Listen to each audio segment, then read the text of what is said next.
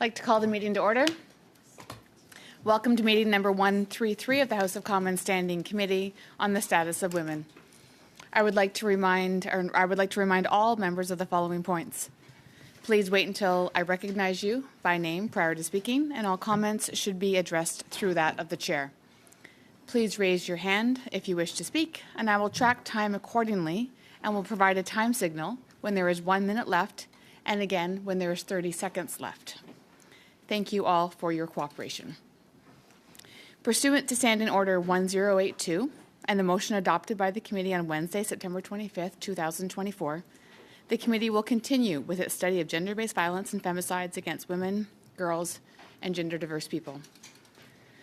Before we welcome our witnesses, I'd like to provide a trigger warning. We will be discussing experiences related to violence and femicides. This may be triggering to viewers with similar experiences. If at any point any participants feel distressed or need help, please contact our clerk.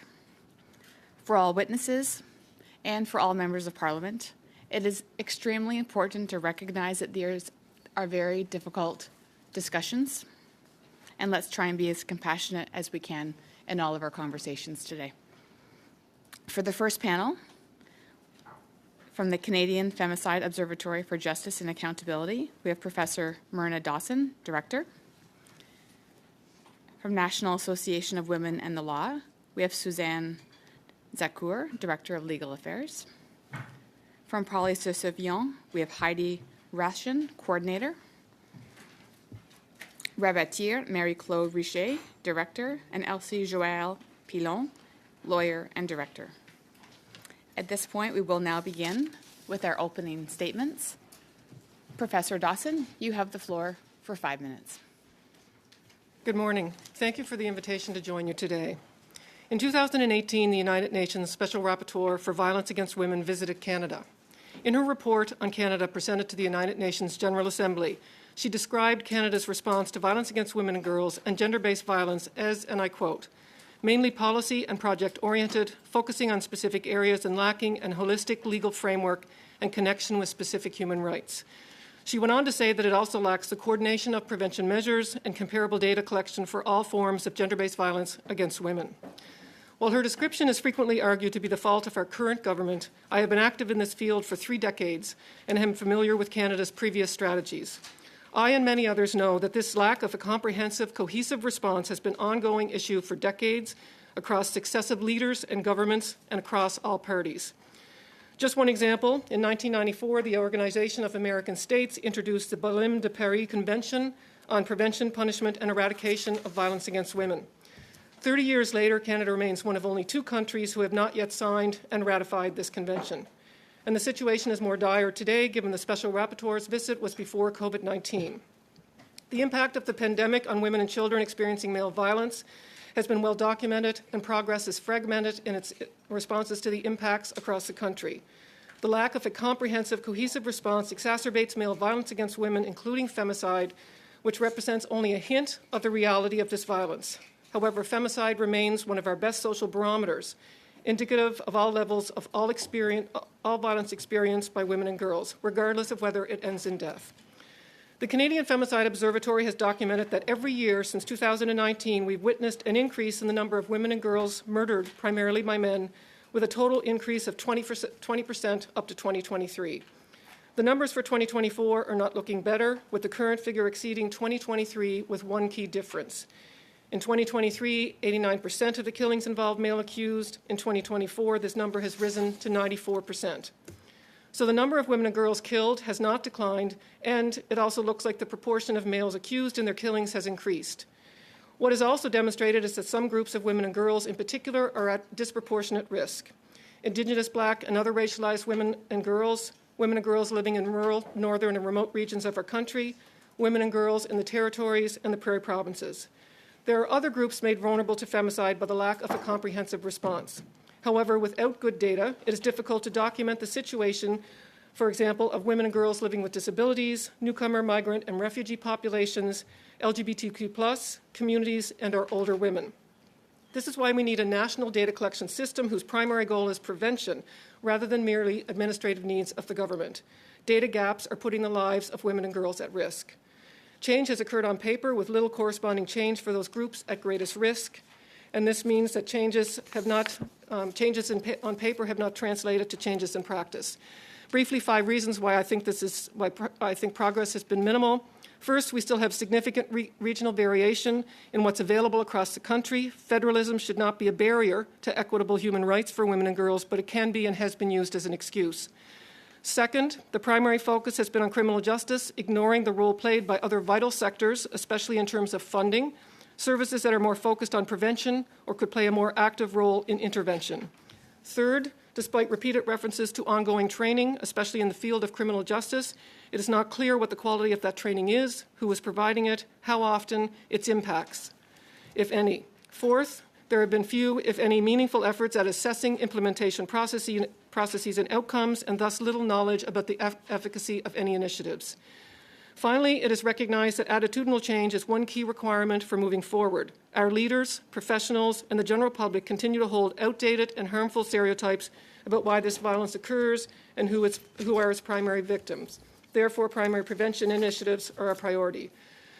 Today, we launched our Remember Me campaign, which individually highlights each of the more than 160 women and girls murdered so far in 2024. One woman or girl is murdered every other day in this country. Some simple first steps: call it femicide. Recognize and make the governments and leaders accountable to responding to femicide.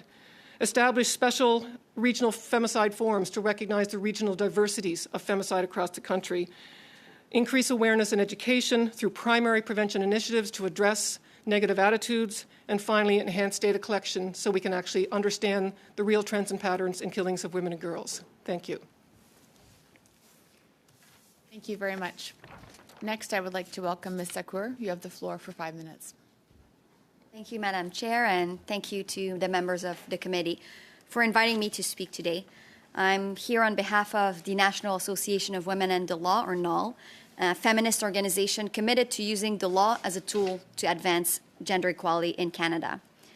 In 2024, we celebrate 50 years of legal leadership as we continue to advocate for legal reform to end violence against women, defend reproductive justice, ensure climate legislation is gender inclusive, and advance women's economic security and empowerment.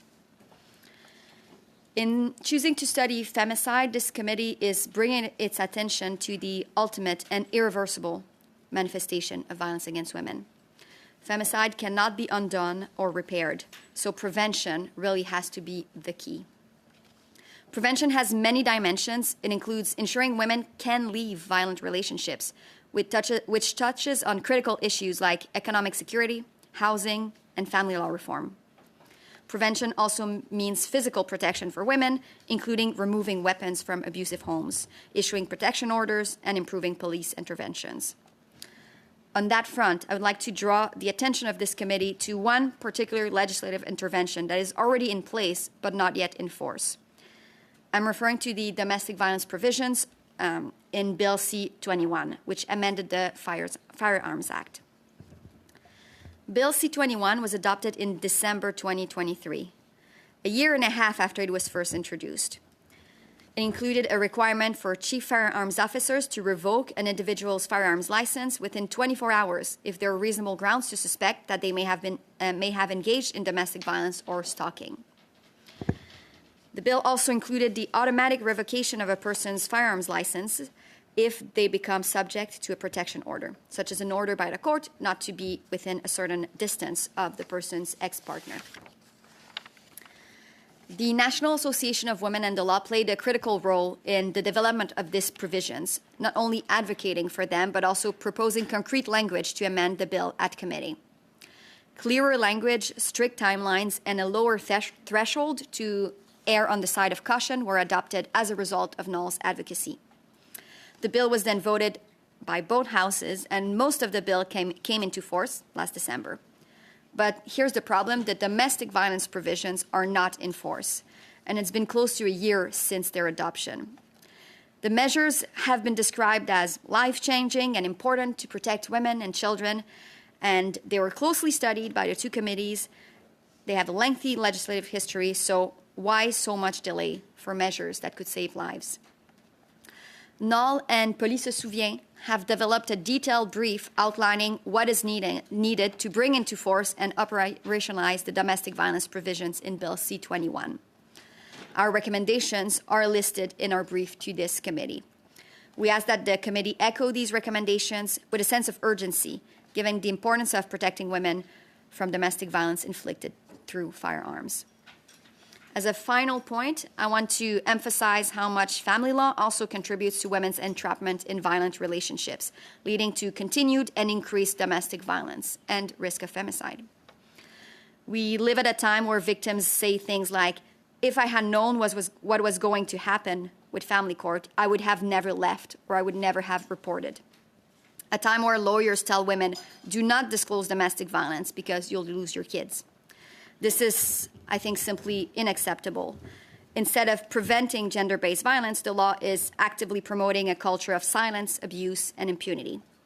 This is why the UN, 250 women's and feminist organizations across the country, countless survivors, and many experts and academics are calling for Canada to legislate to stop courts from using sexist reasoning and concepts such as the pseudo-concept of parental alienation when deciding children's fate.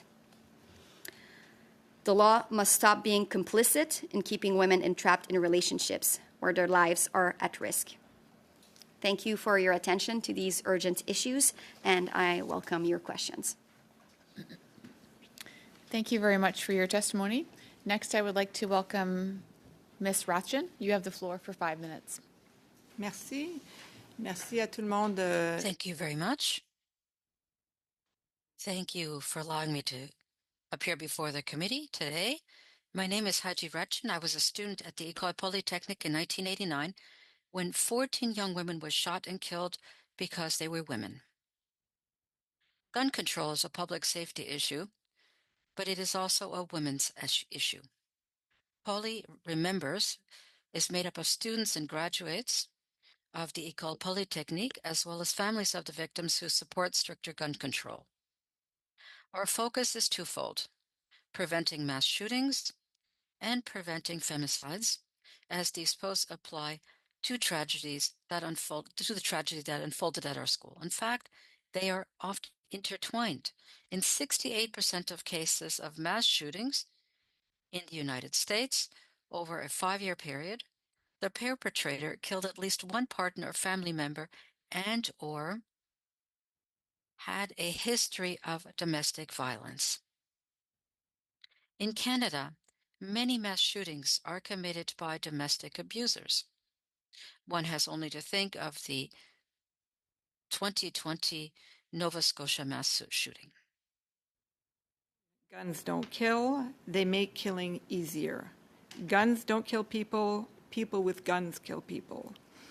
This is especially true in the context of domestic violence. Intimate partner violence that involves firearms, that involves a firearm is 12 times more likely to result in death than similar incidents that do not involve firearms.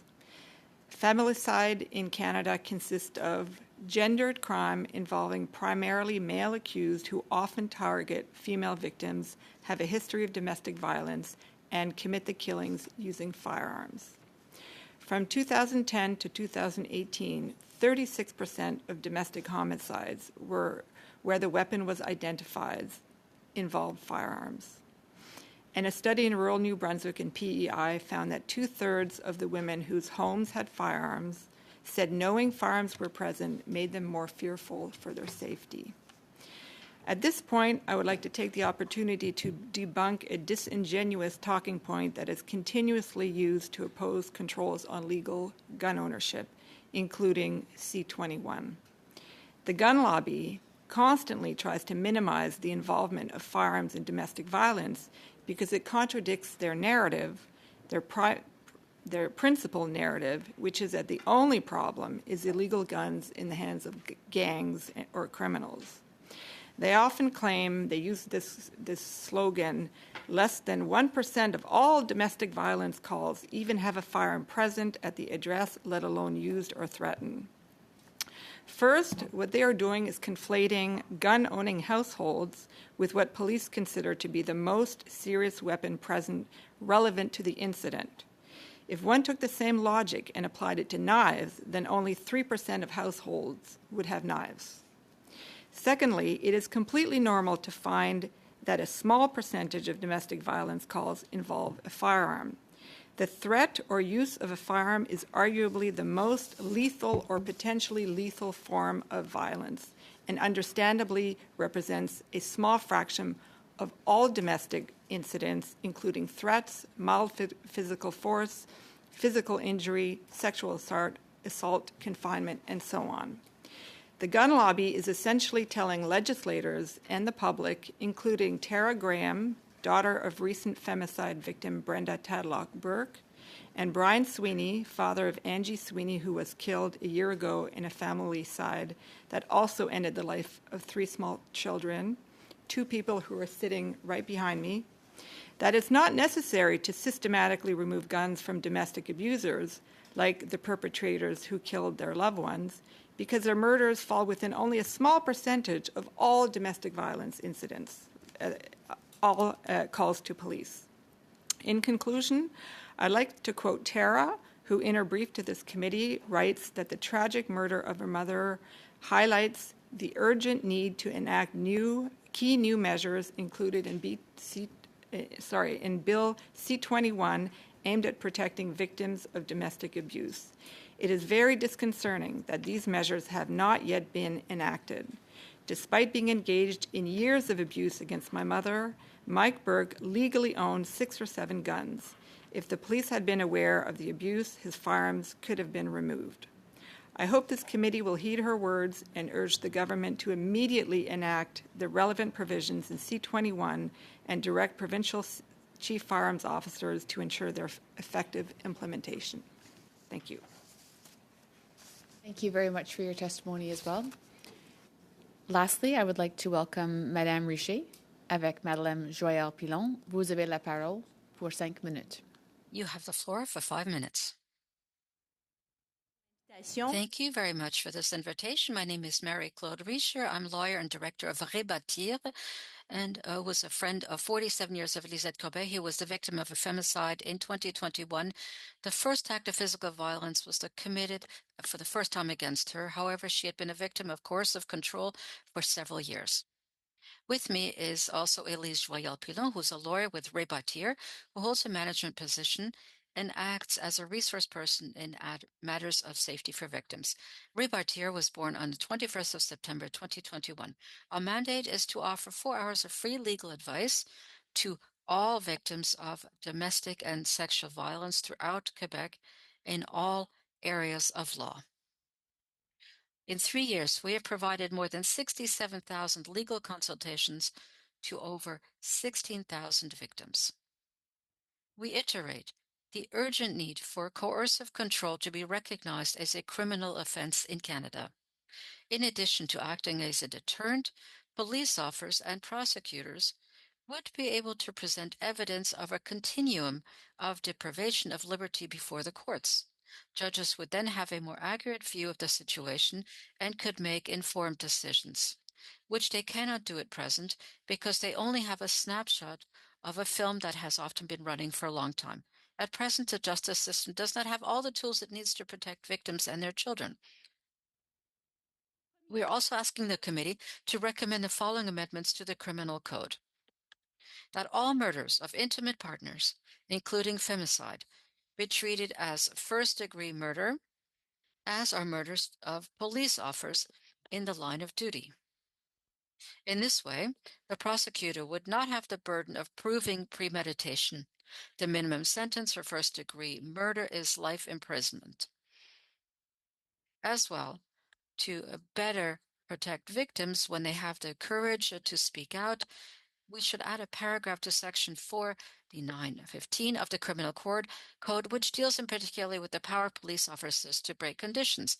This addition would specify that in the context of intimate partner violence, police officers would have the obligation, not only the power, to arrest the accused without a warrant.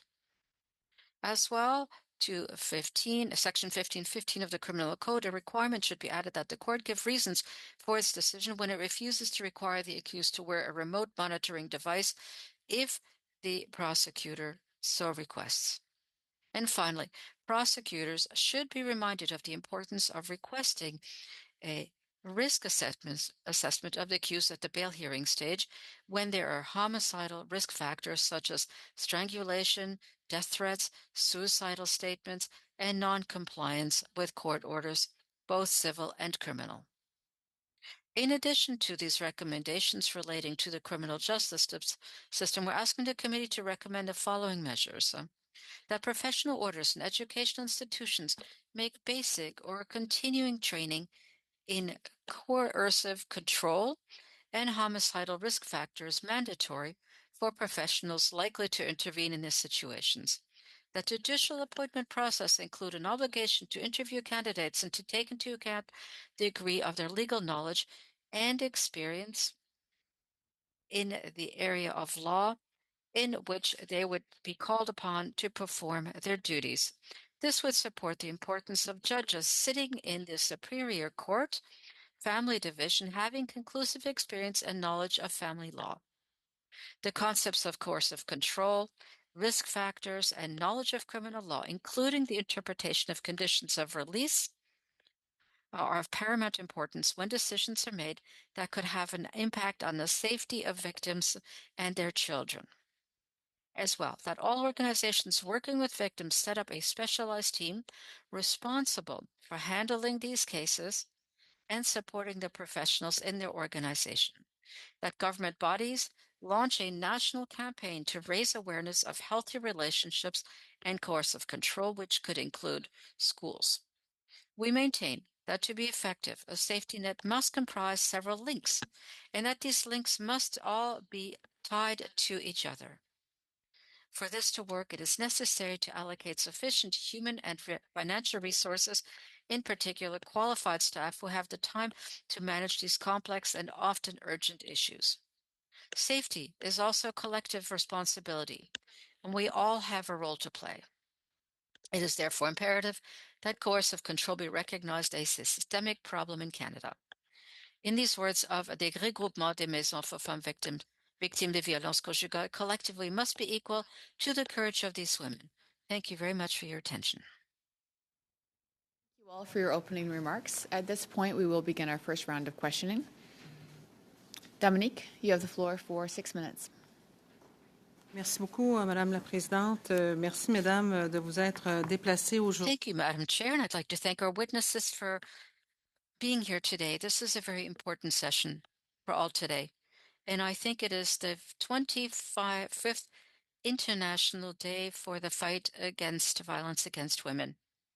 Madam Chair, and what we've learned from the United Nations yesterday, and I believe that the numbers came out yesterday or perhaps this morning, is that 85,000 women and children are deliberately killed in 2023. That is one woman every 10 minutes on the planet. That's horrifying. And this morning, on a number of media and the radio, obviously there were a number of analysts and journalists that spoke to this issue. Mrs. Riondo from women's shelters who take in women in distress. And as she said, if you don't have shelter, you don't have a way out. And that is something we could perhaps revisit. So my question is to all of our witnesses. And we had a very emotional police chief on Radio Canada, from the Montreal Police Service, Mr. Daguerre, said this.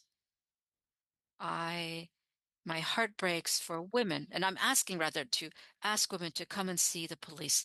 And we know that often it is an obstacle for them because often women do not trust the police. First of all, they'll say they won't believe me. It'll take so long. Nobody will understand what I'm saying when I'm speaking about domestic violence. And Ms. Akour and I have already discussed this.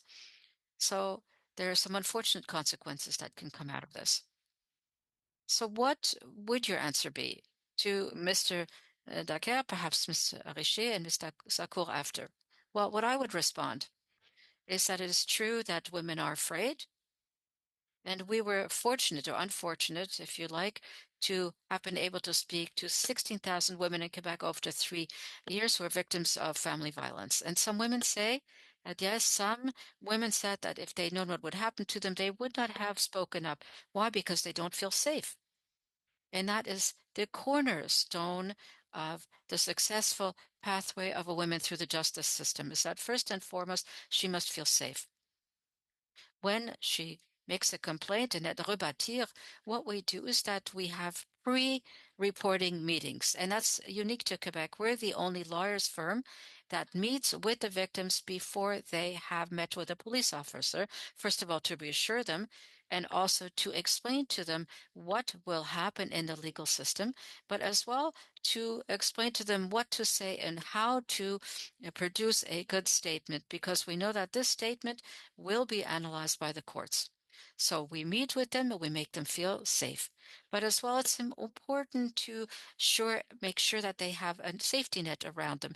That is, when they file a complaint and there are conditions imposed, but they have to understand that the accused appears as quickly as possible before the courts. This brings me back to an interesting idea, Madam Chair, and I'm sorry, I'm dwelling on this a little bit. Aren't we a bit lax here in Canada? We no longer need to know how to say this, which tone to use, and because certain men in the legal system should have been in prison, they're not in prison, they're home, whereas they have committed serious uh, actions, and no doubt they would have deserved a 10-year prison term, and they sit out their sentence at home. They're free, whereas they should not be free. That's what we're seeing currently. And that is the information that we've received as part of our studies. That's what we've seen. There are a number of nails that we need to strike. But today, what we're saying is this. As soon as the victim is the most in danger is that when she announces the separation in the following months, because the perpetrator loses control over the victim. And it's at this point that she needs to be protected. So when she files a complaint, it's important to ensure that she is safe. But if the accused does not comply with the imposed conditions, and that's why we're demanding that there be an obligation to bring the accused before the courts, and the court examines the possibility of having a bracelet to make sure we know where he is, a tracking bracelet. Right now, we can't say anything, but we ask that he is justifying why he should not wear this. Well, we tend to say 2 weeks ago in the major networks, we also heard this at Radio Canada and Radio Quebec. We've heard toxic masculinist statements, and behind people's back, we heard this. In some countries, they don't even want to hear women's voices in the public space. What do you think about this, Ms. Akour?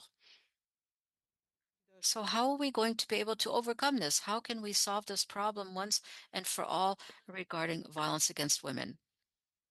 We don't want to limit anybody's right to speak, but some of those statements frighten us.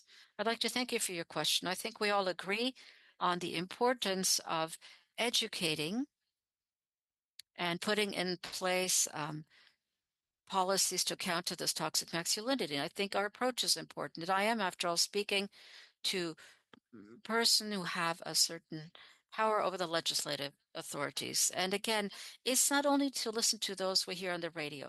We need to understand this masculinist attitude that are prevalent in our society, including before there are courts, including in our police services and across society as a whole.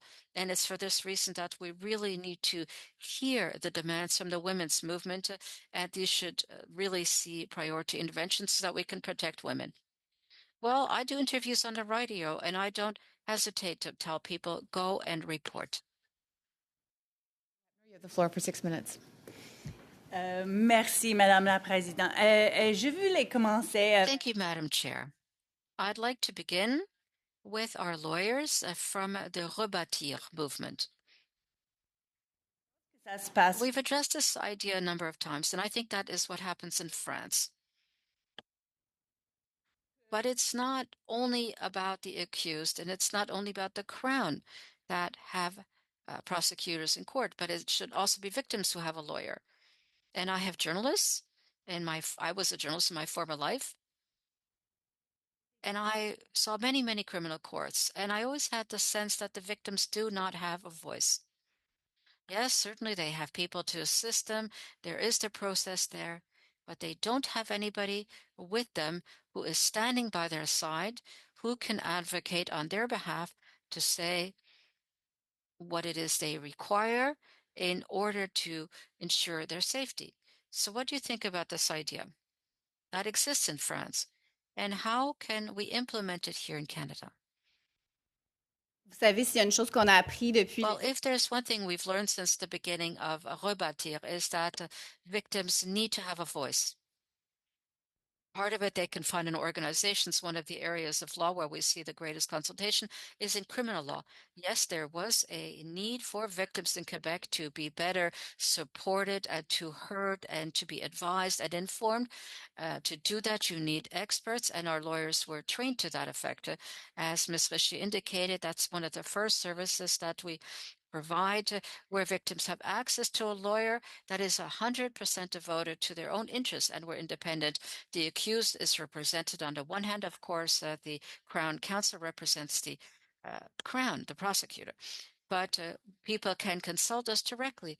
And it seems to be trivial, but we do explain to them what the legal procedure is. As a result, at the next date, the victim will have greater confidence and will better understand what is taking place, will better understand what the courts and the various interveners have decided and why. In some cases, yes, we do speak about safety with the victims. That is not in only some cases, but safety is at the heart of everything that we do. It is omnipresent.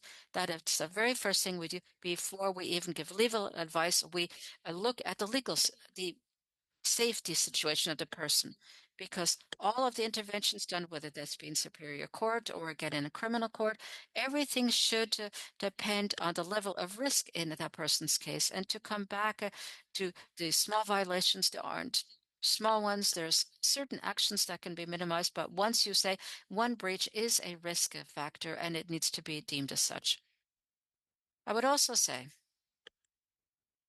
that there aren't enough lawyers like you who devote their time to the victims. And even when you do this, I don't know the word in French, but you don't have sufficient standing to be able to address the judge directly. So I take it that the judges d'entraînement, s'il y a don't need as much training. There is a lawyer there, after all, whose role it is to advocate on behalf of the victims. Would you agree with that? Yes? recommandation, nous And that's why in our recommendations, we're asking that judges be better selected once they have to render decisions. I'm a lawyer. I've been practicing for 35 years, but I practiced family law for 32 years. And 3 years ago only, I didn't know what course of control was. I'd like to state that I did not know what course of control was. Unfortunately, the judges, and it's not all of the judges who sit on the Superior Court and the criminal part of the court system in Quebec know what course of control. This requires training. It's not only education for them. Has to be mandatory. And that is what is going to make a difference. This has to be mandatory training so that we can assess the risks. And strangulation is a risk factor. We've listed a few today. And I believe that it would be good to have a victim's lawyer at the Criminal Court of Quebec. If we had that, that would be a major step forward because, as you've indicated, that lawyer could explain the concepts which may be less known because domestic violence is very complicated and involves many factors, and each case is a case in and of itself, and it would be very welcoming if we could have that across Canada. Thank you very much. I think that's very important. And I know a big part of your work is research. We're lacking a lot of data on gender-based violence in this country, I think in part because so few women come forward with complaints. Would you talk to us about your work collecting data, where the gaps are, and how we can better support better data collection, disaggregated data collection in this country? Thank you. Yes, I think we talk about data as a defense against femicide, and data is also a defense against gender-based violence. Just to give one example of how we have significant data gaps in Canada, recently the United Nations Statistical Framework came out with 10 variables that were indicative of femicide. And the homicide survey in Canada, so our official recognition of it, could only gather information on 4 of those 10 variables. And if you consider Canada as a relatively good environment for data, that's a big issue. And the variables don't capture the nuances surrounding what are prevention aspects about gender-based violence and violence against women. So things like what direction, protection orders are in place, but we don't know what direction, who was it that had the protection order, prior violence, we don't know who perpetrated the violence against who, it's just there was prior violence. So these are the nuances that are required for prevention, and we don't have it at the very basic level. Thank you. MP LaRouche, or Deputy LaRouche, you have the floor for 6 minutes. Merci beaucoup, Madame la Présidente. Thank you very much, Madam Chair. Nous l'avons tous. November 25th is one that we have stated since the beginning of this meeting. This is the International Day of Awareness Raising for Violence Against Women. In Quebec as well, this is the start of days that will end with December 6th. Unfortunately, we remember that on that day, women were killed because they were women. And I'm wearing this white ribbon. These were made by the members of the FEWO in my organization. They were made by them. They're also launching a campaign, Tendons-nous la main, let's stand side by side. And I have the sense that we need to really hold each other by the hand, because since this morning, we've heard all kinds of interviews this morning. We were on the road, so we were listening to the radio and to hear the news. And obviously today, I think that day was emphasized a great deal. It was mention of a number of interventions of shelters, and I was listening to an online webinar while I was driving. We also heard about online violence. And finally, we had an Afghan women's panel that spoke to the situation of women in Afghanistan. So I'd like to begin, and of course, we're looking for solutions in this committee. I'd like to begin with Ms. Rajan, if I may. It's one of the first topics that I spoke to once I was elected in December 2019, and I still remember that. And it reminded me of my experiences as a young woman in Quebec. Well, I realized suddenly that being a woman was a situation where I was threatened. I didn't understand that in elementary school, but in high school, I remembered that. And I remember the Polytechnical massacre reminded me of that. We were speaking about weapons control, gun control. And ever since we've had the study specifically at the Public Safety Committee, Ms. Rajan, you know that we're in contact with Ms. Christian Schuk. Ms. Akour as well, you've mentioned gun control in your opening remarks. So why are we now in 2024? And it seems to me that we take one step forward, we take one step back constantly. And last week there was a debate in the House, and the issue of gun control was raised. It's been more than a year and a half now that we have a public safety report that issued recommendations. This was an independent experts panel that is there to advise the government so that we don't have insufficient analysis on gun control. So we had an expert panel of independent specialists to address this very important issue. Nevertheless, here we are, November 2024, and this committee still has not been struck. And what would be the main recommendations coming from this report from public safety? Ms. Rajan? Well, I must admit that I haven't done all of my homework. I haven't read through that report.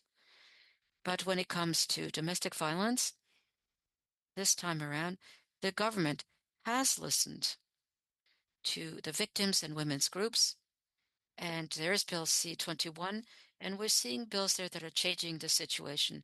These are measures on gun control, and that represents only a small portion of the bill as a whole. But there, I think that they did an excellent job. And I'd like to emphasize that in committee, almost all of the parties supported these provisions. This might be contradicted by their leaders of the various parties, but in committee, they did a very good job. The problem is that these measures, a year later, are still not in force. And the question should not be put to us. The question really should be put to government. Why is this taking so long? C'est urgent. On voit tous les... And it's urgent. Every week, we're seeing another murder with a gun in the context of domestic violence in the sequence of events that lead to a death. The gun is the weakest link, and that is where we can concretely step in. You remove the gun, the situation immediately becomes less fatal. Of course, there are many other things that need to be put in place as well, but that is something we can do quickly and simply. And unfortunately, this has not been done across the country. There is a great deal of variation in terms of how this is done across the country. And the bill will make it easier to intervene when there is a firearm present, and it will be mandatory. It's not discretionary. Unfortunately, we're still waiting, and we're afraid that with the upcoming elections, that in fact there are elections coming up, we want this measure to be put in place before the election is called. We still don't know when this will happen, so we have very little time to ensure that the measures adopted by both houses, including the House of Commons, that was democratically elected, that this be put in place as quickly as possible. Madame Joëlle Pilon, j'espère. Ms. Richer, I'll come back to you. I'd like to come to Ms. Richer now. 6 minutes. Thank you so much. And unfortunately, we've had a stalemate in the House and nothing's going through right now, which is deeply concerning. The other thing I find concerning, I'm just going to share this, is that I find that a lot of the laws are being based and positions are being based on ideology and not research and fact. And I see that more and more, and I think particularly when we're talking about gender-based violence and rehabilitation so that we can have safer communities, we are moving farther and farther away from that because of things like the gun lobby, right? As one example. But I just wanted to ask a question to you, Madame Dawson, in some of your research. One of the statistics that I found really troubling is in 2020, women aged 54 years to 64 years comprised the largest portion of victims, followed close by age 25 to 34, and then those aged 35 to 44. I found that striking. Is the perpetrator an intimate partner in those cases or other family members? So with respect to, I think you're asking about the older women. Yes. So the older or senior women are an emerging group in terms of a risk factor. 35 to 44 is the highest risk group for femicide, but 55 plus is emerging as one. Those are intimate partners, but the other sort of, the second group that's quite disturbing is that it's a lot of sons killing their mothers. So we have a high proportion of sons killing their mothers. So first intimate partners, followed by sons. I think I asked that question because we often talk about, tough on crime approaches. We don't talk enough about things like prevention or rehabilitation. Would you say the lack of rehabilitation and prevention is what's resulting in sons becoming also perpetrators in violence in the family? I don't think we can sort of be specific about whether that's targeted towards sons. I think we have a lack of prevention across the board in terms of our responses, and we have a lack of evidence-based responses. I mean, we need a whole host of prevention strategies, including gun control, but also if you think about taking a public health approach to a public health crisis, we need to focus on the negative attitudes that are actually driving force behind male violence against women and girls, regardless of what their relationship with the victim. So I'm going to ask this question then, and then I'll move on. But do you feel that we need, if we're going to deal with gender-based violence, we need a public health approach rather than a tough on crime approach? I just find that in my community, we have more police than ever, and the rates of violence have gone up, and we've had, record amount of women being murdered in my community because we don't deal with public health. We're doing tough on crime. I absolutely agree with the public health approach, and if you look at our work, that's the approach that we actually take. But I will emphasize that as part of the public health approach is effective criminal justice responses as well. And just one last question. I have a couple of questions. I wish I had 40 minutes just for me. But rural and northern our areas are often neglected. We see high rates of violence, no resources, no shelters. You've researched that, and what kind of findings have you found out? Yeah, so femicide is disproportionately experienced in rural communities compared to the representation in the population. So about half of the femicides occur in rural communities, when about 16% of the population of Canada is living in rural communities. And often this does involve guns, and it often involves prior histories of violence, and often there's children and other family killed as a result. I want to move over to you, Madame Rajan. Rajan, is that okay? You spoke about the gun lobby. I get like a gazillion emails in my email box from the gun lobby. They're certainly good at writing emails. And a lot of misinformation that I actually hear in the House of Commons from members of Parliament kind of regurgitating messaging from the gun lobby.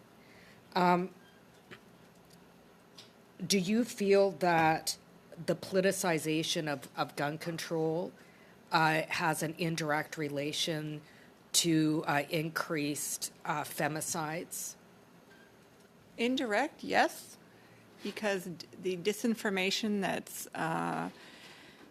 that's circulated by the gun lobby and I have to say by Conservative MPs and in some cases NDP with respect to the assault weapon ban was largely responsible for the failure to have an assault weapon ban. And I think the rhetoric of Pierre Poilievre, who is constantly going around now saying that we have to go after the criminals and the gangs and leave legal gun owners alone, undermines the everything that we're trying to say here. That we're not against gun ownership, we're not against hunting and so on, not against First Nations and the rights to hunt. But these are weapons that in the context of domestic violence put women and children at risk and needs to be addressed. And unfortunately, the rhetoric completely, the gun lobby tries to minimize firearms involved in domestic violence. And the leader of the Conservative Party never, ever mentions domestic murders committed with guns that I've heard. Thank you. Thank you. Sorry. Thank you. At this point, we'd like to welcome or have Michelle Ferrari. You have the floor for 5 minutes. Thank you, Madam Chair. Thank you so much to everyone here and to the victims' families. My deepest condolences. We hear a lot of intimate partner violence, death. The data is shocking.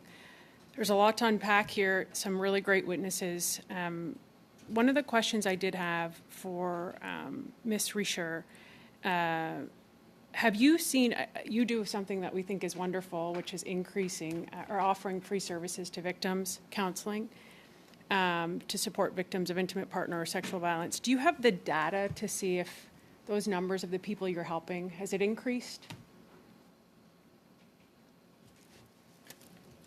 Écoutez, nous, on existe depuis 3 ans seulement. We have only been in existence for 3 years. Our current problem is that we have 14 lawyers to service all of Quebec.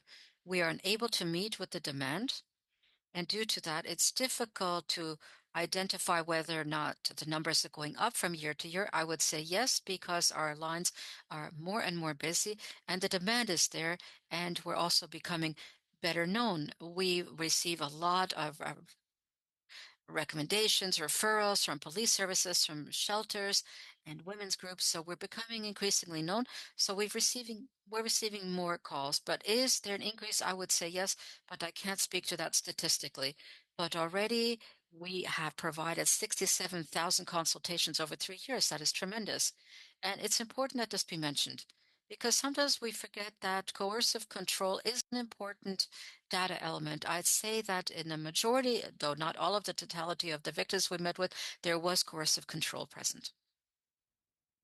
I want to say to Ms. Rathshan, we 100%, as you pointed out, conservative. So as a conservative, I feel compelled to answer you. We want criminals to not have access to guns, and men who are killing women, who have a history of domestic violence, who have a history of coercive control, who have been convicted of these crimes are criminals. And these are the people we don't want to have access to guns. And to your point, I know Ms. LaRoche asked you this question in French, and I'm going to ask it to you in English. Because, and you said it in committee, individuals subject to a protection order or convicted of a domestic violence become ineligible for firearms license. Automatic revocation of an individual's firearms license if they are subject to a protection order. An individual's firearms license must be revoked if a CFO reasonably suspects them of domestic violence or stalking. This is a Liberal bill that has been passed and it has not been implemented. Why? Have you been given any answers? Because we as Conservatives 1,000% support this, and I want you to know that. Thank you for the question. I really appreciate what you said. Like I mentioned, these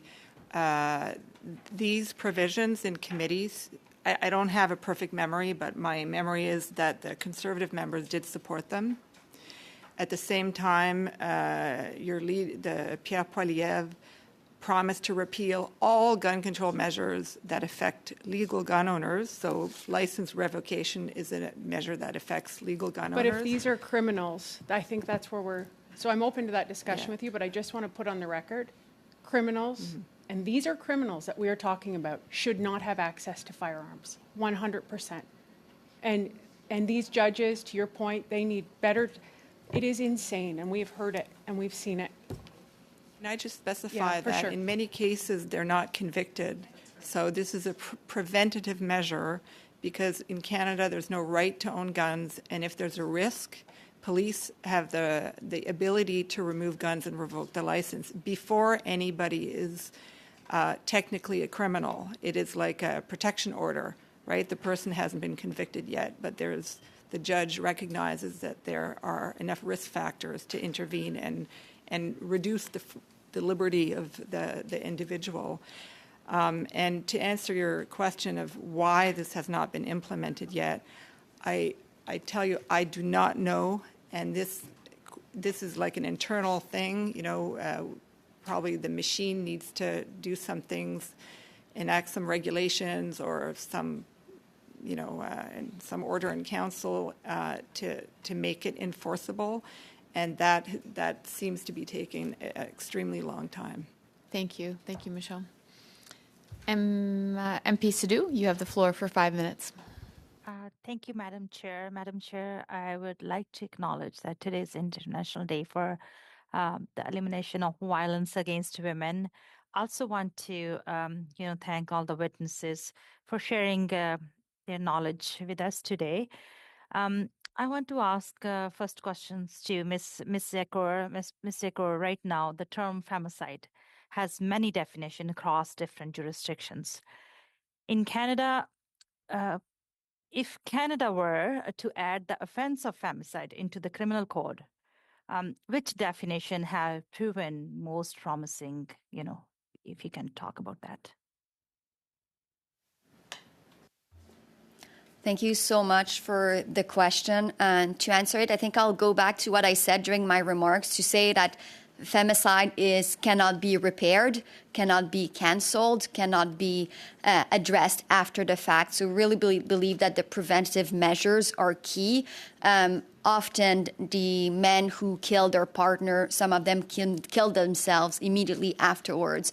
So we're not convinced that given that murder is already criminal, we're not convinced that is going to make a significant difference if the criminal code defines femicide. What we think is that women need to be safe to leave, because that's when they're being killed, is when they try to leave, when they try to access the family courts, when their separation is when they're most at risk. And we were asking earlier why, people always say to women they should go to the police when it's actually not safe for them to do it. They are at risk of losing their kids in family court.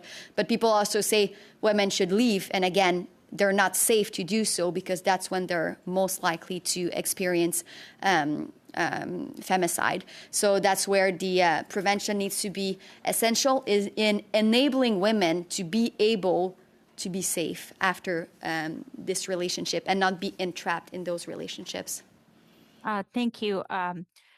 Professor Dawson, I know my colleagues asked about the data you mentioned in the opening statements and when you're giving the answers. But I want to say about data specifically for the newcomers, women with the disabilities and member of the LGBTQ2, the racialized women community. Could you tell that? You said that the data is lacking, but what reform you want to make? What type of data need to be collected? And then you are collecting data. Can you explain that? Particularly, I know my colleagues asked the question. Still, I need to, ask about the racialized disabilities, women. I didn't have much time actually to respond to that question, so I appreciate the follow-up. So with respect to some of the groups that are made more vulnerable, the data we don't actually have within the criminal justice process, within the Statistics Canada data. So for example, if we look at the homicide survey collects only basic information at the point of the investigation. The police fill out the report, and that's submitted to Statistics Canada. There is no follow-up with the data to add information that might have come out through the court process. And so we do have sort of domestic violence death review committees, which is one way to capture data, which has been an advance, but it doesn't capture all types of femicides, but those that occur in the context of intimate partner violence. But clearly we don't have those across the country, so we still have a data gap. But they've been much better at collecting information on women with disabilities, racialized women, because they're extracting data from multiple sources, and it's a multi-sectoral group, which is actually quite representative of the public health framework that we support. Thank you. My next question is quickly, Ms. Pylon or Ms. Richer. You spoke about how quickly the reach of your services has expanded, reaching over 60,000 people. But I want to talk about that the non-physical abuse. What legislative or policy changes do you think are urgently needed to ensure that women who experience non-physical form of abuse, such as emotional, psychological, or economic abuse, you want to talk about that?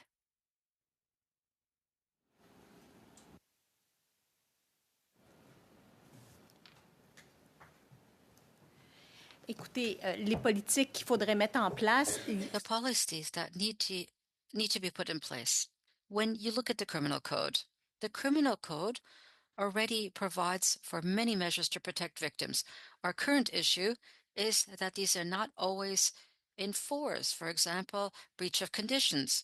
When there is a breach of conditions, why is it that the person is not arrested or is not brought before a court, and that the person is not yet evaluated? Because it is a risk. That person becomes at risk of committing another violation. So if currently in this system that it's not implemented, it takes time and money, because managing domestic violence cases is very complicated. You need more police officers, more lawyers. You also need crown prosecutors who will have the time to work on the case and to analyze it, and to make sure that it is known what the judge will request. Will they have to ask for an order or a risk evaluation? So there are policies. Thank you. Merci beaucoup, Madame la Présidente. Thank you, Madam Chair. Once again, I'd like to thank our witnesses for appearing today.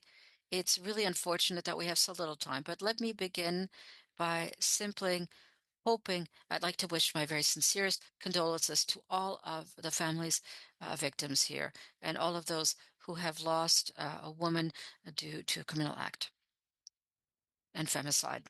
Ms. Richer and Ms. Royal, you were so efficient in your preliminary remarks. You summarized the issues. You spoke to the issue first-degree murder. You also mentioned the issue of breach of conditions and the choice of the judges, training.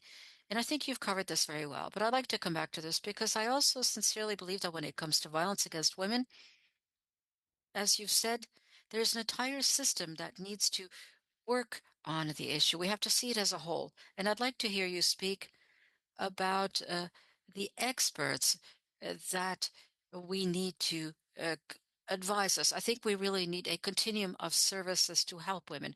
So perhaps you could address that a bit more. Yes, it's true. This echoes a number of the questions we heard today. I believe that training, education are key. We need professionals who are familiar with the evidence that Ms. Dawson has been sharing with us. They are familiar with the policies, the best practices. They're familiar with the risk factors. And when they manage a case and when they hear the cases, they'll be able to see them and to also refer them to the specialized organizations. We really believe that all of the organizations working with victims must have this kind of teams in place, specialists that is flexible, that has the knowledge, that shares the knowledge, that also provides cheat sheets to share the or information that enables everybody on the case to be better tooled and to have the information in hand so that they can make judicial decisions and to manage the very often urgent cases that are at risk. And you should have an updated list of resources available and quickly refer them to the victims and then to send them to the experts to provide for that safety net that is of the utmost importance when you have a person who's a victim and where the timeline is such that separation is imminent. It's important to act speedily and with the right measures and immediately. So we believe that all of the organizations that work with victims should be involved, not only the experts. This began in Quebec. We have a quick intervention cells that were put in place over the last 3 years in a number of regions. These are expert groups. But now we also need somebody who's the intermediary between the expert groups and other players who manage the information, and they bridge the both groups. Just building on the gun, the Bill 21. I agree with you. I think there was a lot of misinformation, particularly with First Nations communities and our right to hunt and fish, something that Bill C-21 actually never impacted. But going back, I know, Madame Zakour, you spoke about how it's a year out. The provisions of Bill C-21 have not been implemented. I know that's the responsibility of the government. How urgent is it that we implement it? Thank you for the question. And earlier today, we were doing a news conference with family members of victims of femicide, and we discussed the femicides that have happened since the passing of Bill C-21. And with those measures still not being in place, and we can't know for sure what would have happened or what could have happened, but we can ask the question, would some of these women, from the numbers we've heard today, would they still be alive? And this is a bill that came as a surprise to no one. We've been working on this exact bill for over 2 years. And the rest of the bill is in place. And those measures that received the most input from the women's groups and that were amended with work from all parties, these are the ones that are, it seems like they're treated a little bit as secondary because they're still not into force. And so we are very concerned. And if they're adopted, if they're put into force today, it's already it's already too late. Like it's extremely urgent because lives are at stake. Yeah, so I think part of the issue, and this is a personal opinion, I want to be really clear, I think part of the reason that things are stalling, why we're seeing changes even in immigration laws, placing migrant women now more at risk of gender-based violence, being protected is because of misinformation campaigns that are happening by different parties. Wanted to ask my last question to Madame Richer or Madame Joel. I'm sorry. Oh, it's been The time. 40 minutes. I asked for 40 minutes. I want to have that on record, please. I would like to acknowledge at this point that we are moving right along. We're through our first panel, but I know we do have 2 speakers left. So is it the will of the room and the will of the witnesses to remain for 8 extra minutes if we allow, instead of 5 minutes for the last 2 members, 4 minutes each instead of 5? And witnesses, are you comfortable to stay an extra 8 minutes? Okay, so we'll finish up. We have MP Ferrari. You have the floor for 4 minutes. Who's it? It's me? Yeah. Thank you, Madam Chair. Again, thank you to our witnesses for being here. You do incredible work. And I guess there's so much I have to ask. I wish we had hours. Ms. Dawson, your comment about sons killing their moms was pretty shocking as well. If you want to table anything to the committee about any longitudinal research that you guys have on why or issues that are happening in the home, I think that's the key component when we look at the prevention, right? What can we be doing better in those formative years? But I do want to talk about Bill C-75 because since the passage of that bill, in 2019, there were 84,923 female victims of intimate partner violence. This bill was supposed to reduce that number. But by 2023, the number has increased to 96,415, which is an increase of almost 14%. I guess I would ask the lawyers in the room, and I believe it's these 2 lovely ladies on the end are lawyers, how they feel about this bill and that connection between the increase in intimate partner violence with this legislation.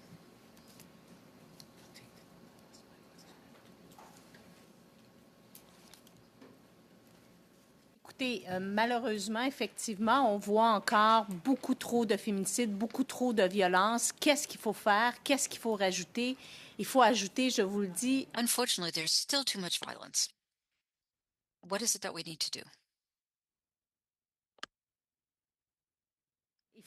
Il faut qu'on ait We need to have sufficient time. We need personnel on the ground to apply what has been put in place. And that is the missing link right now, is we simply don't have the time. You know, Crown prosecutors who want to do a good job need to have enough prosecutors involved to analyze the cases, to make the proper representation before the courts, which they don't have the time to do entirely because they're simply submerged by the cases. The same is true for all of the groups working with victims, is that once again, they need to be able to put in place the safety net around the victims, and unfortunately, we simply don't have sufficient resources to do it. How many of the women that you're working with or victims that you're working with, how many of their attackers, abusers are out on bail?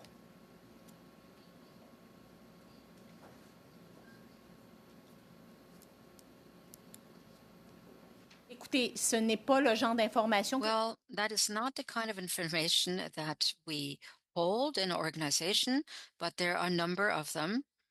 But it isn't the majority, I would say. I don't think that I'm wrong in saying that it's not the majority. Because, of course, we are legal experts, we're in the legal system, but many people don't dare to go there. They're very happy to be reassured, and that is something that they entrust us to do, to give them confidence in the legal system. It's not always easy.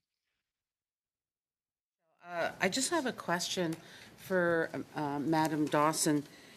I understand that you received $10 million in funding, and I wanted to know if you could explain to the committee what the benefits were of your research and were they to rehabilitate criminals? Was that the benefit? Crime against women have gone up, as we know, substantially across this country by 75% alone this year. So it's important to have that data so that this helps us prevent crime against women. So could you maybe explain to the committee what the funds were used for? Were they used for prevention? Were they used for research? Or were they used to protect women? I'm sorry. At this point, if any questions that were posed, if you could respond, feel free to respond in writing because the time is exhausted. One brief sentence. Certainly, I would like to say please. that $10 million was over the course of my entire career, and you can get on to my website and you can see all our information there, but I'm happy to provide a written response to that. That would be great. Thank you. The committee, you. I'd appreciate it. Thank you. Thank you. Okay, MP Demoff, you have the floor for 4 minutes. Thank you, Chair, and I want to thank all our witnesses for being here. I also want to acknowledge the family that is here today as well. I had a brief moment to chat with you before the meeting, and I can't imagine it's been easy sitting through this meeting. So thank you both for being here today. Ms. Rathjen, I want to start with you. You know that the Conservatives have said that they are going to repeal both Bill C-71 and Bill C-21. So C-71 included lifetime background checks in order to get a firearms license. It also included a provision to forfeit firearms to the Crown in cases of domestic violence. We've talked about provisions of Bill C-21. Just a quick answer, should those bills be repealed? Absolutely not, but the implementation of the measures that are already enforced should be improved. And the measures in C-21 that aren't yet implemented need to be implemented. And there's a lot of work to be done to make sure that they're effectively implemented because the devil is in the details of the regulations and the implementation protocols. And I think the fight for these measures is far from over. And you and I have talked about that many times, actually. I know on C-21 right now there's Section 35 consultation going on with Indigenous peoples before the regulations get introduced. On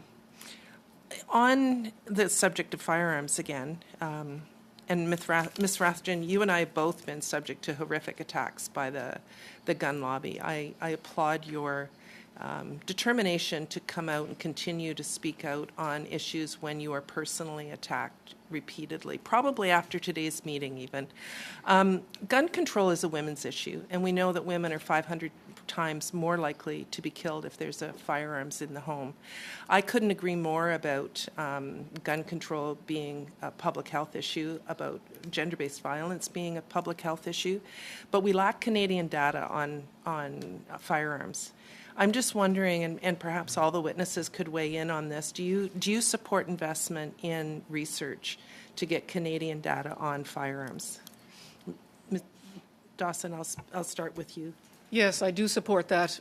Currently, how we get information, with the increasing lack of transparency around information that's released about these killings, we can't even find out their names in many cases. We certainly can't find out what weapon was used, whether it was licensed or not. So we absolutely need better data on this because otherwise we're trying to move forward without understanding what the actual risks are. Thank you. Turn it to Noel. Thank you for the question. I would also add that we need to be very careful in how we use the data. For example, when we hear this bill was passed and then there's an increase in domestic violence or decrease in domestic violence, most of incidents of domestic violence are never reported, never disclosed. So sometimes an increase in numbers is, depending on how we collect data, is actually a good thing. It means more women are disclosing these abuses. So we definitely, research needs to be also interpreted very carefully. Ms. Rathjen? Yes, absolutely. I mean, that's one of the big problems is that very often police do not report whether or not what weapon was used and whether or not it was legally owned. And sometimes we need to wait till a perpetrator, for example, in the mass shooting in Moncton, we had to wait for the court. He's alive. To find out that it was a legally owned assault weapon that was used to kill police officers. And in terms of domestic violence, that the lack of information is even more pervasive. Thank you. That does conclude our first panel today. On behalf of the committee, I would certainly like to provide a heartfelt thank you for all of you for providing your testimony. At this point, we will suspend quickly to bring in our second panel of witnesses, and I believe it will not take very long, so don't go too far. Thank you so much.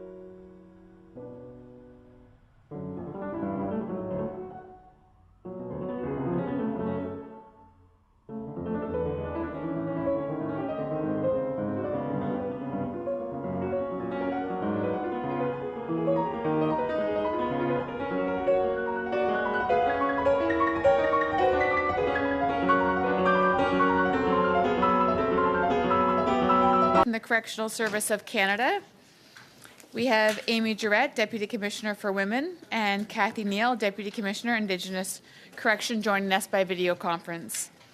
Ms. Jarrett, you have the floor for 5 minutes.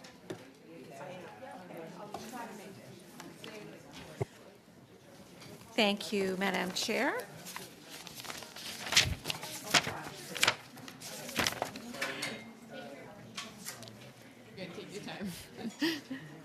I'll start the clock when you start speaking. Madam Chair and members of this committee, thank you for the opportunity to be here with you this afternoon to discuss this important issue. My name is Amy Jarrett, and I am the Deputy Commissioner for Women with the Correctional Service of Canada. I'm pleased to be joined virtually by Kathy Neal, who is the Deputy Commissioner for Indigenous Corrections. I've been following this committee's study on gender-based violence and femicides against women, girls, and gender-diverse people. Violence in any form, including gender-based violence, is unacceptable, and we do not tolerate it in our institutions or in our communities.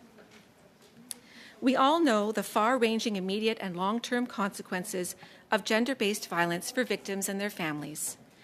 That is why, while we do not control who enters our custody, it is our responsibility to address the factors that led to criminal behavior, including gender-based violence. Throughout your meetings, your committee has discussed with witnesses the importance of ensuring that offenders have the programming appropriate to their level of risk and need. To address gender-based violence, the Correctional Service of Canada screens offenders at intake for suspected intimate partner and/or gender-based violence. Those who meet the initial screening criteria are then provided more in-depth assessment. More specifically, the Family Violence Risk Assessment Scale and the Spousal Assault Risk Assessment Scale are used with male offenders. Results can be used in the development of treatment plans, intensity for interventions, as well as to determine suitability or set conditions for conjugal visits, family visits, and temporary absences. Screening also includes sex offending assessment, which is used for determining the overall rating for level of intervention and is integral in developing an offender's correctional plan. For men serving a federal sentence in our custody, whether incarcerated or under supervision in the community, risk factors and needs linked to gender-based and sexual violence are addressed through the integrated correctional program model, as well as Indigenous and Inuit streams. All streams include specific programs for offenders that are in custody for sexual offenses. Through these programs, a personalized plan is tailored based on individual needs. Programming seeks to identify and ultimately address thoughts, attitudes, and behaviors that led individuals to violence, sexual violence, and aggression towards others, including current or previous intimate partners. Research has shown positive results for those who have completed integrated correctional program model programming, with significantly lower rates of return to custody for those on conditional release that have completed programming. While some women offenders are perpetrators of intimate partner violence, the largest proportion of women offenders in our custody, including Indigenous women, have themselves been victims of abuse and violence. As a result, programs for women offenders address issues related to those with a history of intimate partner violence, which also considers their trauma. With correctional programming for women, participants explore the connection between conflict in their relationship and their use of problematic behaviors. They also learn the characteristics of abusive and healthy relationships with their partner, families, and friends, and explore how to break the violence cycle. During this study, your committee has also heard about gender-based violence directed towards Indigenous women. The Correctional Service of Canada recognizes that Indigenous peoples continue to be overrepresented in our criminal justice system, and many of them are survivors of intergenerational trauma. As such, our supports for Indigenous offenders seek to rehabilitate them and hold them accountable for their offenses in a culturally sensitive manner. Kathy will be able to respond to questions that you may have about her work with Indigenous communities and partners to ensure that essential supports and services are in place for Indigenous peoples under our care and custody. This includes working to eliminate barriers to optimize the full use of existing Section 81 agreements while expanding the number of organizations benefiting from them. Over the past decade, there has been a steady and substantial improvement in the percentage of Indigenous offenders not returning to federal custody within 5 years of the end of their sentence. Through Kathy's important work, we plan to continue this momentum. Madam Chair and members of the committee, We are available to answer your questions. Thank you very much. At this point, I'd like to welcome Anna. You have the floor for 6 minutes. Thank you very much, Madam Chair. Thank you very much for your testimony. I have a quick question for you, Madam Jarrett, is it? I hope I pronounced that properly. So in your 9 years of service with correctional services, how many interpartner violence criminals have you seen in the prison system? What I can say, I can speak to the programs that we have in place to address intimate partner violence. I can say that the women, approximately 75% of women offenders have been are victims of some form of abuse, which may include intimate partner violence. So it is something that we are very seized with. And how many of the individuals that have gone through your system have been able to rehabilitate so that we can ensure that when they are released, the women that they've abused feel safe? Thank you for that question. And I think one of the best metrics with respect to recidivism is looking at the percentage of offenders that do not return to federal custody 5 years post-sentence expiry date.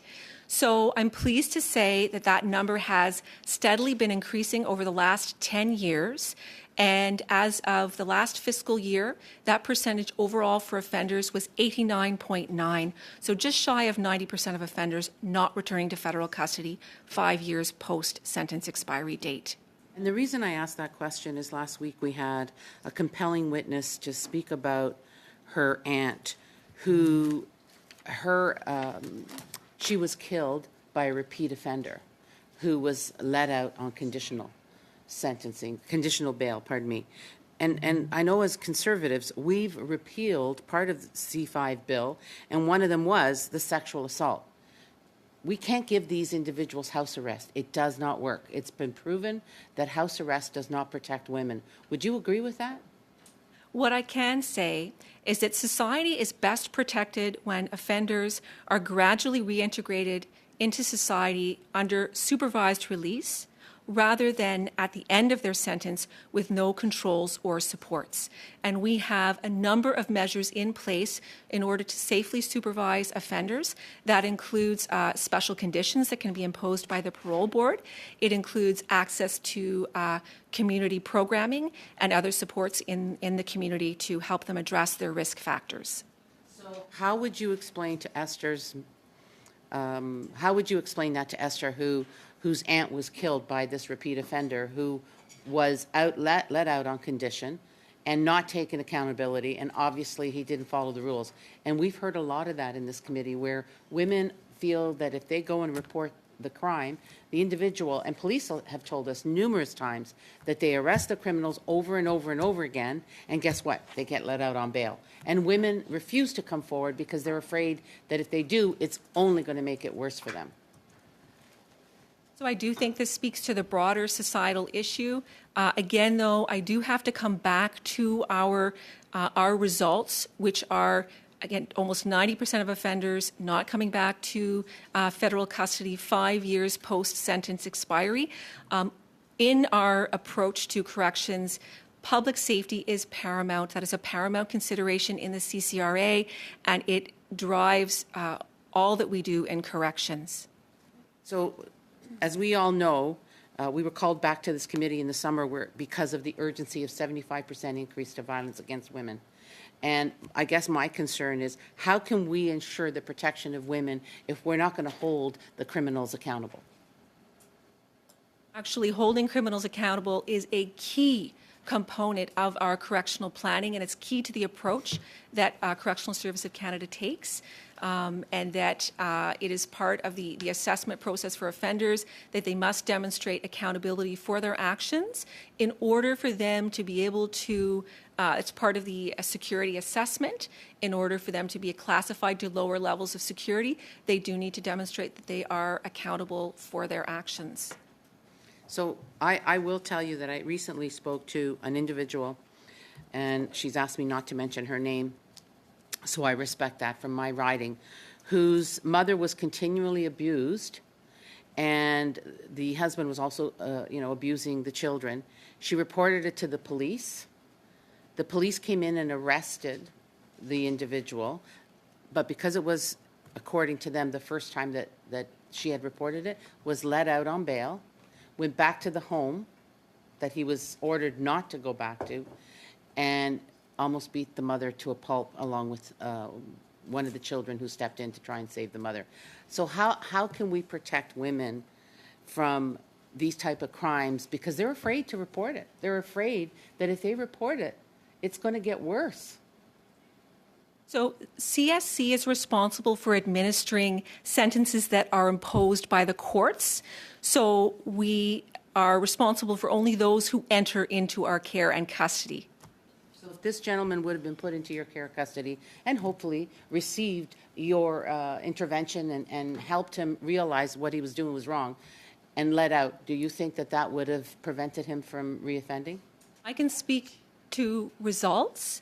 So what I can say is that sex offender programming as well as violence against an intimate partner is part of our integrated correctional program model. That model has proven to be successful. It is evidence-based, and it has reduced the number of offenders, those that have undergone the ICPM model and completed it. The numbers returning to custody on conditional release are approximately half of those who don't. So it is a model that is based on evidence and has been shown to work. Thank you. MP Demoff, you have the floor for 6 minutes. Thank you, and I want to thank you and as well as Ms. Neal for being here today. Appointing a deputy commissioner for Indigenous people and corrections was something that I can't tell you how happy I was to see, and it's great to have you here at committee. I want to talk a little bit about coercive control and give you some examples. Emily O'Brien is a woman who founded Comeback Snacks. She went on a holiday to the Caribbean with her boyfriend at the time, who took her passport and told her that she needed to smuggle drugs back to Canada or she would be staying at the island. He had her passport. She smuggled the drugs. She went to jail. She was caught in mandatory minimums because there was no ability for the judge to give any discretion on her sentencing. She fully acknowledges that she did wrong and served her time, and she's been doing really well. I met a woman at Buffalo Sage Healing Lodge who assaulted her abusive partner, and she too was subject to mandatory minimums and ended up being sentenced to jail. And at Edmonton Institute for Women, 2 women I spoke to who had been trafficked by a pimp selling drugs, and again, mandatory minimum sent them to federal institutions. I think all of us would agree that coercive control was responsible and that jail was probably not the best place to send these women. They did commit an offense, but giving them a criminal record and making their lives hard to find housing and a job and everything else when they get released. I'm proud that we've removed mandatory minimums on sentences like these women got. But you mentioned a bit about coercive control. What kind of programming do you have for women when they're sent to prison who have been in this situation? Because in my experience, the women I've met, they're either there because of coercive control, addictions, or mental health issues. Thank you for that. And our women's correctional programs are designed to be responsive to the unique needs of women, which is in keeping with the key principles of the CCRA. And so both the women offender correctional model as well as the Indigenous stream are in line with the principles that are found in the Creating Choices, which is a task force that issued a report in 1990 that came up with 5 key principles that govern women's corrections. And they provide a continuum of care right through from intake through to sentence expiry for women. And they really help them improve their skills and knowledge, how to deal with, how to recognize unhealthy relationships, how to build healthy relationships, and they also demonstrate that they have been research demonstrates that the IWOCP and the WOCP have been effective in helping women overcome the issues that brought them into the criminal justice system. We stop you there just because I have a couple of other questions I want to get to. This one is for Ms. Neal, I think. I want to talk about healing lodges. You know, I distinctly remember one of the women there saying that it was the first time in her life she was able to heal and not just survive. I personally think we should be putting a lot more investments into healing lodges. We see women leaving there who actually have the life skills to be able to survive on the outside. I'm just wondering if you could talk a little bit about investments that CSC may be making in healing lodges. Good morning. Thank you for the question. Nice to see you again. I'm of the same opinion of you that healing lodges are a key component of CSC's ability to help rehabilitation of our Indigenous people, as well as to support the call to action of 32, which is to commit to alternative justice measures. In I believe it was 2017, CSC amended the funding allocation for healing lodges so that the Section 81s would have a fixed rate so that they didn't go below a certain rate in order to be able to meet all of their fixed costs on a steady basis, regardless of their bed utilization. Another significant investment that we've made and I think has done very well is at the Okama Ochi Healing Lodge, wherein we have supported a program what integrates Indigenous cultural healing with Western medicine, and wherein we did add resources there in order to have that integration supported by that band wherein the healing lodge is located. In addition to this, as we... I have one last question. Oh, yeah. Would you be able to send us some of those investments, Ms. Neal, if you don't mind, to the committee so that we have them? I wonder if the CSC could provide us information on COSA. I don't expect you to necessarily know about the program, but it's Circle of Support and Accountability. It's a volunteer organization that has incredible success with sex offenders who are released into the community. I don't know, Ms. Jarrett, if you have any information on it, but if you could perhaps provide us with some information on the work that they do. I'm not in a position to provide information at this time. However, I can say that volunteers are the lifeblood of our organization, and we have thousands of volunteers that support our mandate, and we could not accomplish it without them, and we're very appreciative of the work that they do. And I think if we can't bring the offender into the community, bringing individuals from the community into our institutions is a very key part to accomplishing our mandate. Thank you. Next, we have MP LaRouche. You have the floor for 6 minutes. Merci beaucoup, Madame la Présidente. Thank you very much, Madam Chair.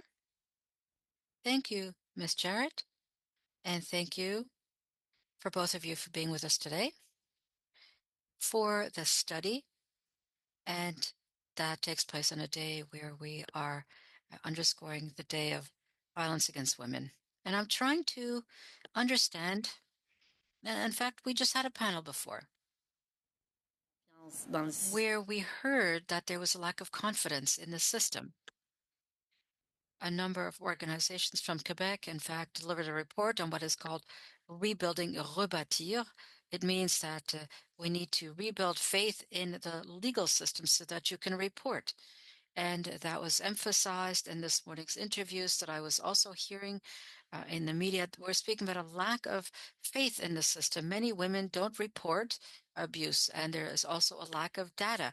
This was underscored. In fact, I was listening a panel. It was an interparliamentary committee where they said that there's a lack of data. We don't have the exact statistics and the numbers. We also spoke about it in the earlier panel. That is, we don't have the numbers to take stock of the actual situation of women living with a disability or Indigenous women who are overrepresented, as well as elderly women. So there's a lack of confidence in the system. As well, in Quebec, we have specialized courts to support victims. We're putting in place electronic bracelets as well to track offenders. And we're told that we need a safety network established around victims. That is what some of the witnesses said. So, how is your role as part of all of this, where we're trying to give back to the victim the sense that they are being heard and that they can trust the system when they report? To confidence in the system and access to information, and CSC makes available a range of information about its programs and policies and results. We have an annual departmental results report. We also regularly conduct research, and those results are all publicly available. With respect to information for victims of crime, we have almost 9,000 individuals who have registered to receive information from the Correctional Service of Canada, and we are committed to providing them timely and relevant information for the victims about the offenders that harmed them. Oui, mais il y a une période critique. Donc, Yes, but there's a critical time. de voir pour que la. We're trying to see whether or not the accused is trying to exert revenge. And you've mentioned that as well. And this was also established last week, that this is about individuals who, for example, in France, and that's what we've realized, there is a major trial underway for persons who sexually assaulted a person over time. These are people who commit crimes and they continue, and this is perpetuated. I know that it's important to work on trauma, but is it a matter of education? This is a key one. Again, this is we're in a context where there are terrible crimes of misogyny being committed. And there's a great deal of gratuitous violence committed against women only because they're women. So, where do you see your work of education and awareness raising positioned there? I understand it's a form of therapy, but you've mentioned a number of figures. But is it important to work in therapy? Is it important to work on past trauma? I'm simply trying to understand it exactly what you do with these victims. It does target intimate partner violence, gender-based violence. So the integrated correctional program model that we use is an evidence-based approach that directly targets that. So offenders at intake are screened and they are assessed whether or not they are perpetrators of intimate partner violence or sexual offenders. And then they receive appropriate programming that directly targets those risk factors. And that programming has proven to be effective and has results. And so I mentioned earlier that those that had completed their integrated correctional programming, which includes gender-based violence, have significantly reduced their return to custody when they are on conditional release. Il y a en ce moment, ça a été nommé aussi le contrôle coercitif. We also heard about coercive control, the need to educate about coercive control. There's currently Bill 362 that aims to criminalize coercive control. And as long as it's not criminalized, authorities don't have sufficient tools in hand to intervene. How do you see that bill? How do you see the criminalization of coercive control for what comes next?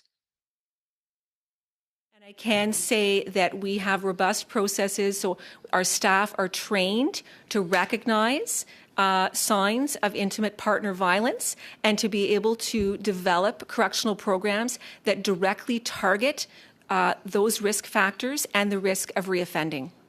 Thank you. MP Kazan, you have the floor for 6 minutes. Thank you so much, and thank you so much for joining today. I know that my colleague Pam Dumoff mentioned about some of the demographics of people who are often incarcerated. 82% of women in prison are jailed as a result of behavior related to attempts to cope with poverty, histories of abuse and addiction, mental health issues, community, and that commonly arise from these experiences. And this is from policy space policy engagement. They also say that Indigenous women, most notably, are hyper-responsibilized and deputized. They are made responsible for their own safety from victimization and for the safety of those for whom they care.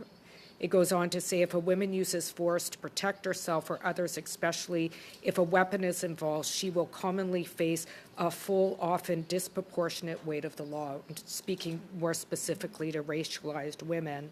And the vast majority of women charged for using reactive, usually defensive force, don't pursue a legal defense and are likely to plead guilty or take plea bargaining, which is why I was pleased about some of the changes, amendments in terms of mandatory sentences to deal with ongoing systemic racism in the justice system. But one of the things that I've often spoken about in terms of prisons is it's hard to create pro-social behavior in antisocial environments. And I want to speak particularly to a report that came out from the Canadian Association of Elizabeth Fry Societies about cases of sexual violence that occur within prisons. So in October 2020, and this comes from their report, the Office of Correctional Investigator conducted a national investigation into sexual coercion and sexual violence in federal corrections entitled A Culture of Silence. According to the report, Canada is behind when it comes to addressing sexual violence behind bars. The OCI describes CSC's in quotes, organizational indifference and lack of leadership in tackling the problem of sexual coercion. It goes on to say, indeed, the report made clear recommendation to begin addressing the issue of sexual coercion and violence inside federal prisons, but these recommendations have not been accepted by the Minister of Public Safety. Specific report speaks about in quotes, they use the word prisoners having reported instances of sexual violence perpetrated by CSC staff, unwelcome comments, sexual looks, sexual harassment, sexual assault where a survivor did not report the incident for 8 months for fear that reporting would impact an upcoming parole hearing. In 2 of those cases, correctional officers were charged with sexual assault. When reporting sexual violence, it also goes on to say prisoners are often disbelieve or fear retaliation.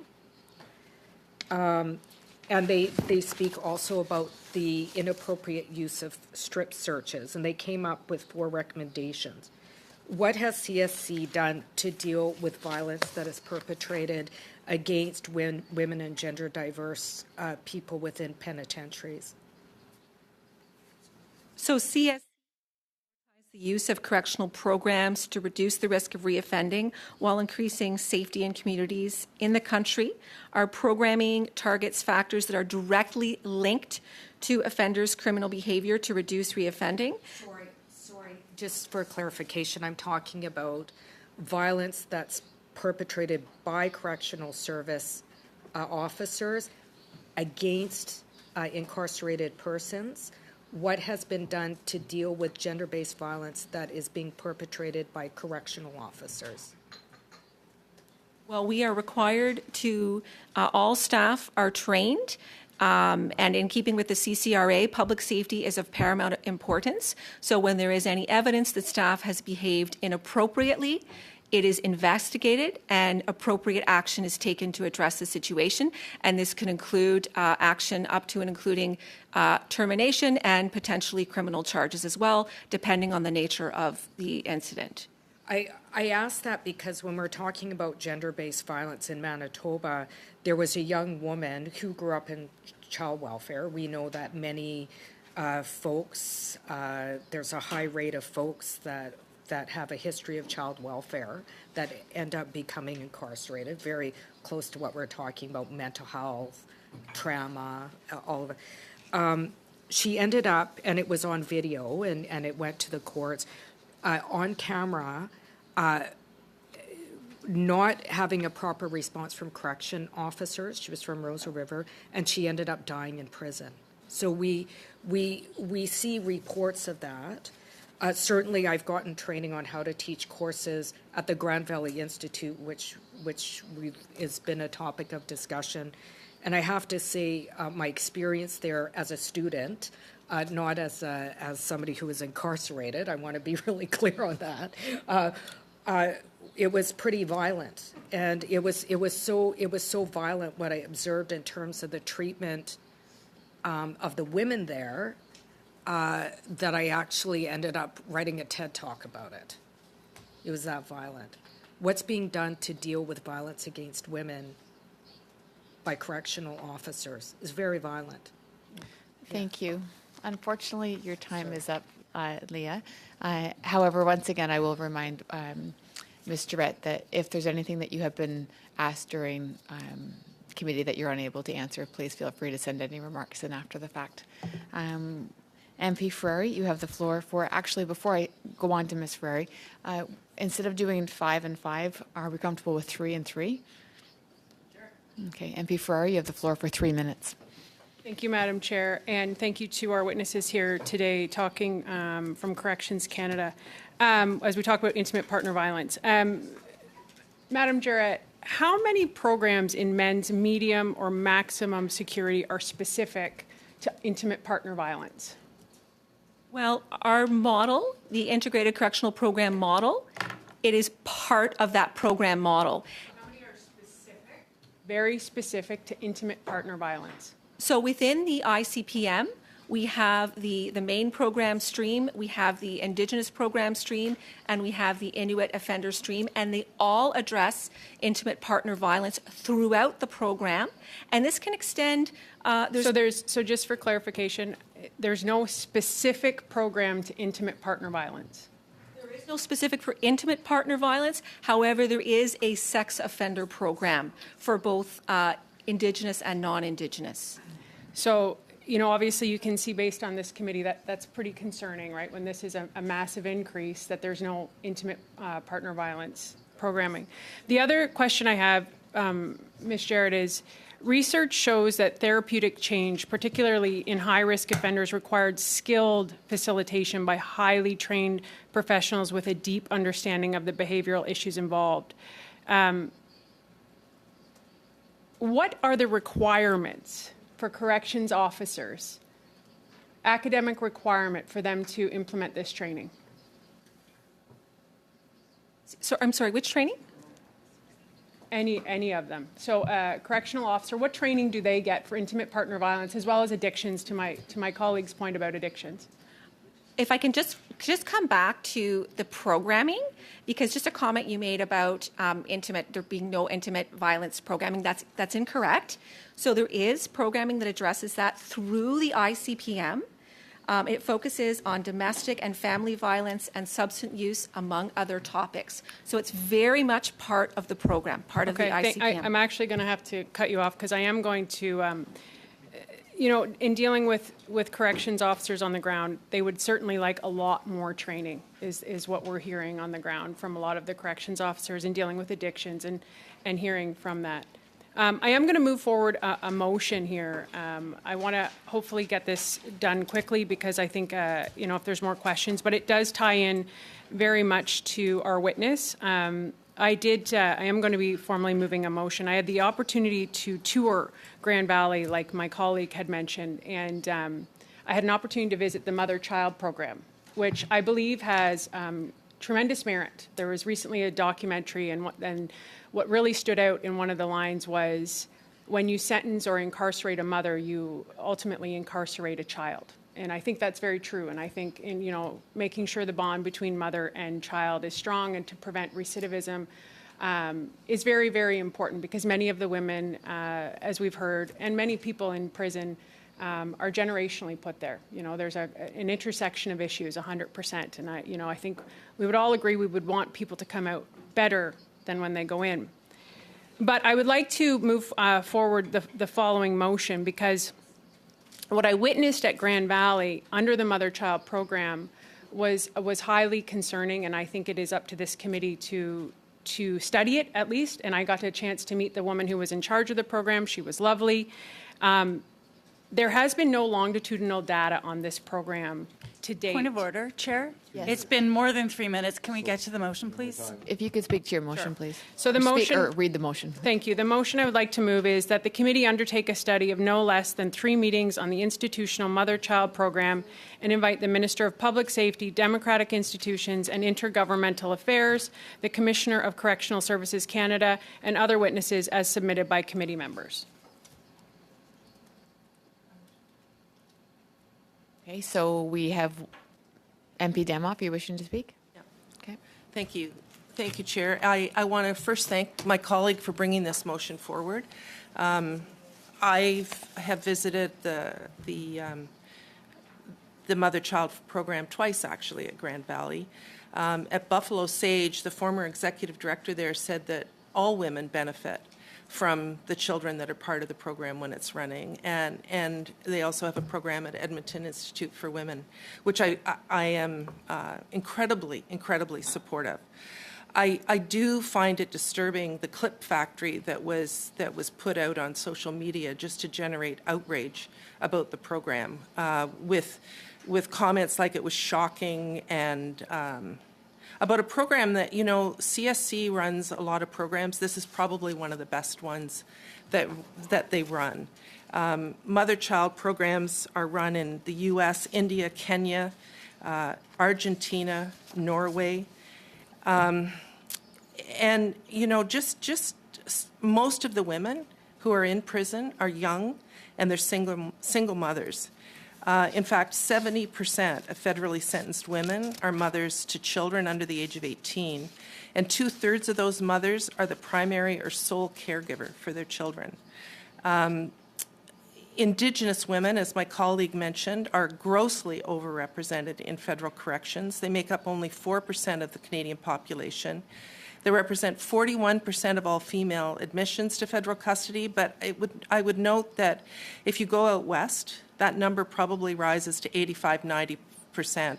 And at Grand Valley, 2 of the mums that I met were actually from the west, and we've run out of room in our prisons out west, so they were sent to Grand Valley. It's probably one of the best programs that CSC runs.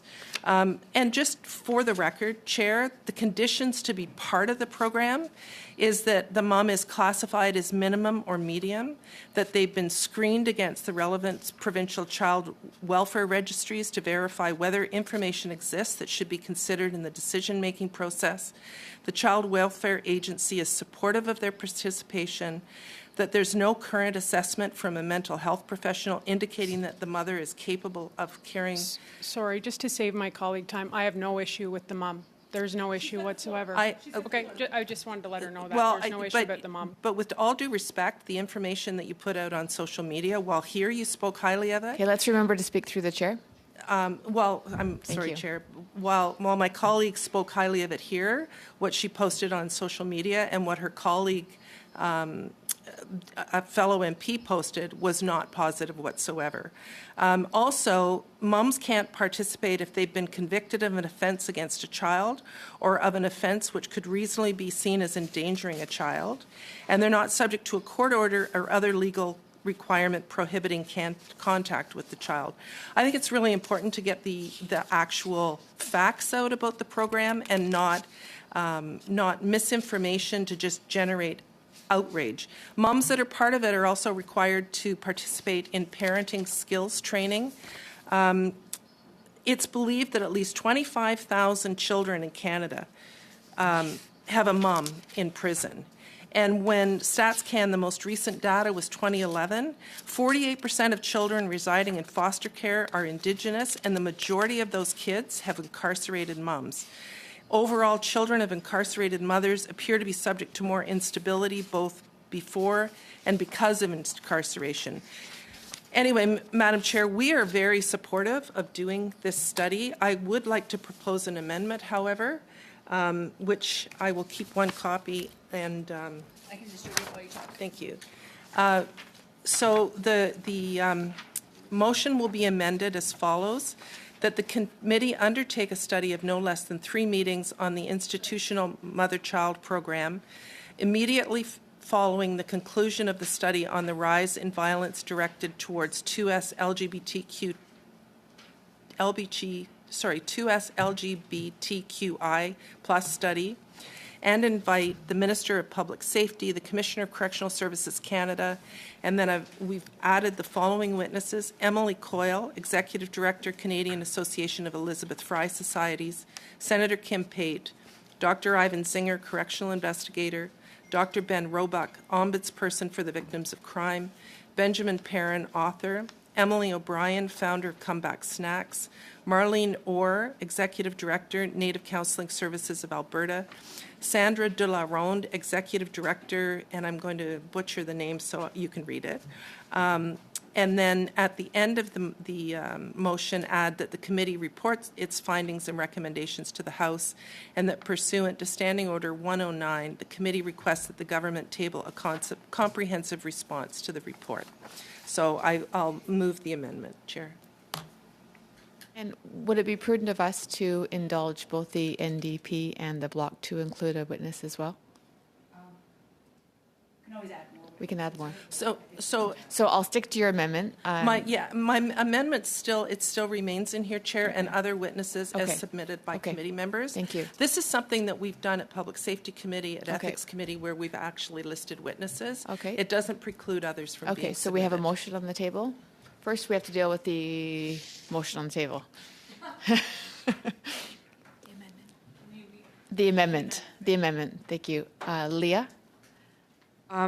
I'm supportive of the amendment and supportive of the study. I think it's a very important study, particularly with our current study on gender-based violence, and particularly in Manitoba and the prairies, where 85% of incarcerated persons, women, we're the highest growing population of incarcerated persons, much related to what we spoke about today, intergenerational trauma, colonization. I think, we talk about reconciliation, and we need to reconcile with the consequences that it's had, particularly on Indigenous and Black communities in this country. And as the late Percy Tuesday said, who was a residential school survivor, prisons are the new residential schools. So I'm very, very supportive of this study and how it helps to reunify and heal families. Thank you. Oh, Michelle, you were on the speaking list, sorry. Forgot me, Chair. I did. Thank you. I have no issue with this. I think I just want to clarify, again, this has nothing to do with that. And to my colleague's point, I have a message here from Rodney Stafford.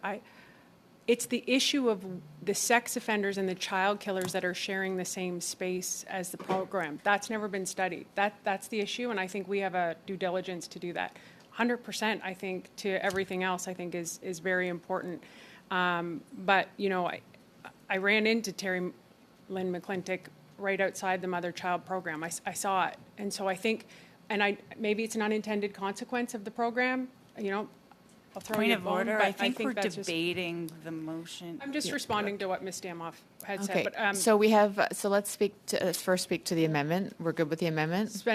yes, the only question I have is no less than 3 meetings. And so from a clerk's perspective, immediately following the conclusion on the study of the rise in violence directed towards, when is that? Is that the next study? Yeah, that's the next study. And is there any appetite to do this study first, just based on what is happening? There's no negotiation on that. You just want to do it after? Okay, so I have, first we have Sonia, and then we'll have Adrienne. Thank you, Madam Chair. I support my colleague's amendment to the motion. The witnesses she's proposing, they have extensive expertise on human rights in the panel, so we need to hear from them to get a complete picture of the institutional mother-child program.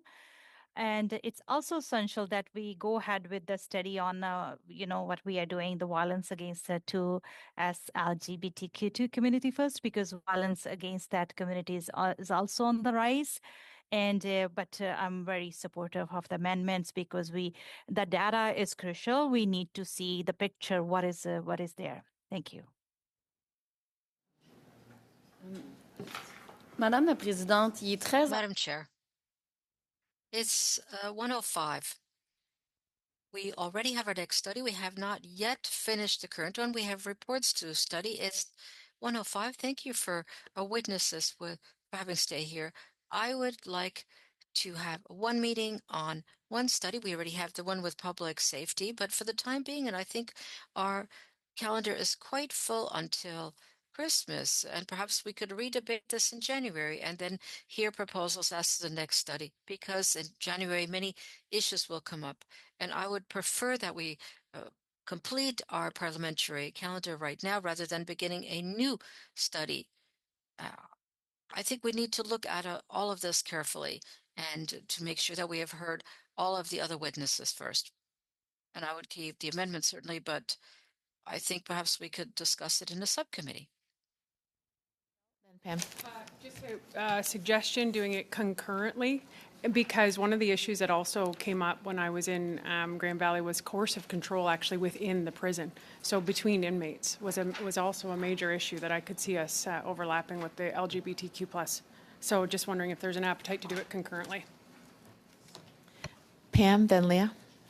And I know we're short on time. I agree with Madame Laroche that we need to finish the work that's already been approved, which means that we're going to do gender-based violence, femicide, LGBTQ2S plus community, get those reports done, and then we can do this really important study. I don't think this would preclude finishing what we're already doing. And there's nothing in the motion. That's why I added following the conclusion of the next study. And so I'm going to leave the amendment as it is, but the intention is certainly that we will finish the work that's on the table. It would be the new year, I would suspect, before we're able to get to witnesses on this study. Leah? I'm of the same mind, that we finish what's on the calendar, that it happens after the 2S LGBTQ plus study. I don't think that we should run it at the same time. I think particularly the study on the mother-child program is very fragile and sensitive, particularly for communities that are more highly represented in the justice system. And I think it's important that we are trauma-informed and sensitive when we're doing that study. It happens all at once after the 2S LGBTQ study. Thank you. So I think we're landed there. At this point, I would like to thank our officials. Oh, we should vote. I was making the assumption we had happy heads. Okay, all in favor? As amended. Thank you. Sorry, we were voting on the amendment first, and now we have to vote on the motion as amended. Okay, so let's try this. All in favor of the amendment as presented? Those against? Carried. All in favor of the amended motion? Carried. Okay. So I'm going to start again by thanking our officials. I certainly appreciate you providing your testimony for the study today. Remind members on your way out that Wednesday time slot will be an informal meeting with a delegation of women from the Ukrainian Parliament, and the second half will be the remaining GPV witnesses. And information will be going out for everyone today or tomorrow. Questions, Pam? Is the National Police Federation coming on Wednesday? I would have to check. Yeah. It was one of the witnesses, I think. Yeah. I put it in as well as someone else. The ombudsperson. No, the National Police Federation. I'll check off once I suspend. Okay. Seeing no questions, I think everyone's ready to adjourn.